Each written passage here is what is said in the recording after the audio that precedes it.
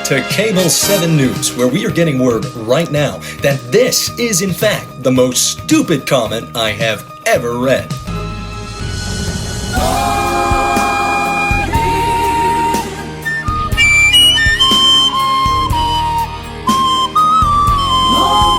What the fuck is we doing?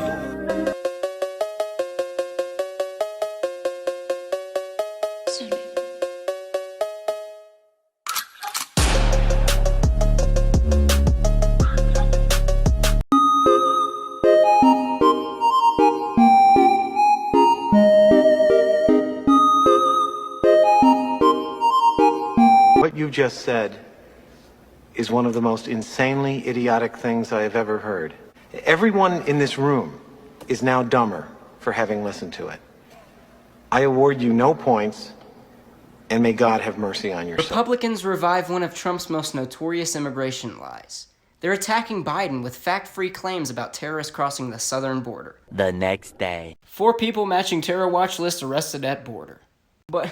But the media never told me there were bad people trying to cross into the United States at the border.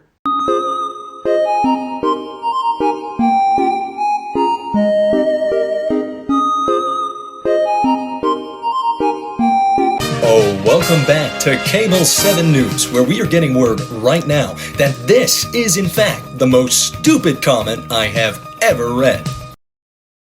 What the fuck is we doing?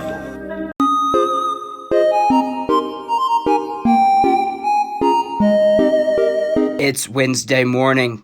It's been 3 weeks since Texas lifted their mask mandate. The 7-day average in cases is the lowest it's been since June. How the hell are they all not dead yet? Oops, was that recording? And for those keeping track, Neanderthal, Texas had 1,742 new cases of COVID recorded yesterday. Model New York had 7,893. And Florida was about 4,700 at the same time. Just in, an Apple study confirms period cramps exist. Wow. Here I was thinking that women were lying all this time. Every woman ever. How could you have lived through 2020 and not become a communist? How could you have lived through 2020 and think, man, the government really needs more control over my everyday life? And I love this response. It's always Westerners who never lived under communism that keep advocating for this failed ideology. To them, communism just translates to free stuff. I've heard much better, more extensive, and more persuasive arguments coming from people who have fled those failed ideologies and come here than people who just like to speak against it. The scariest part isn't even someone thinking like this. It's 99,000 people agreeing. How did we get here?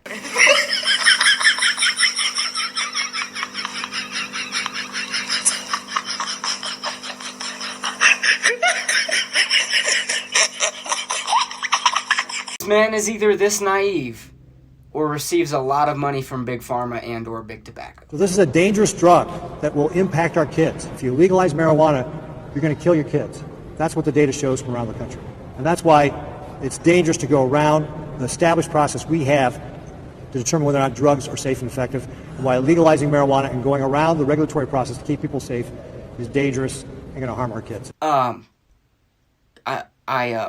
I've never seen these studies before. When I look at the head coaches in this game, I think it's one of the biggest mismatches we're going to see in the round of 32. We talked going into the game against Utah State, what Chris Beard's record looked like during the NCAA tournament. Well, he has to be licking his chops. Obviously, they did not do their homework at all. He's dancing. Smith is there. Accelerates. No! Rebound, Note. That's it. Arkansas is going to the Sweet 16. It's Friday morning. 2 days ago, a bipartisan group of senators introduced a bill to strip Biden of his war powers. 4 Republican senators and 4 Democratic senators have signed onto the bill so far, and Trump killed 87 people today. These numbers were as of February 19th, so they might be a little bit higher now, but the CDC reports 966 deaths from the Moderna and Pfizer COVID vaccines. 86 died immediately, 129 died 1 day after, 97 died 2 days after, 61 died 3 days after, 514 died in a week, 173 died in 7 to 13 days, and 106 died in 14 to 20 days. I know those are really low numbers for the amount of people that we have vaccinated, but you know what else has a really low number of deaths out of a large number? If you were thinking COVID, you're just a conspiracy theorist. Oh yeah, and now vaccinated people can hug. That's it. That's the headline.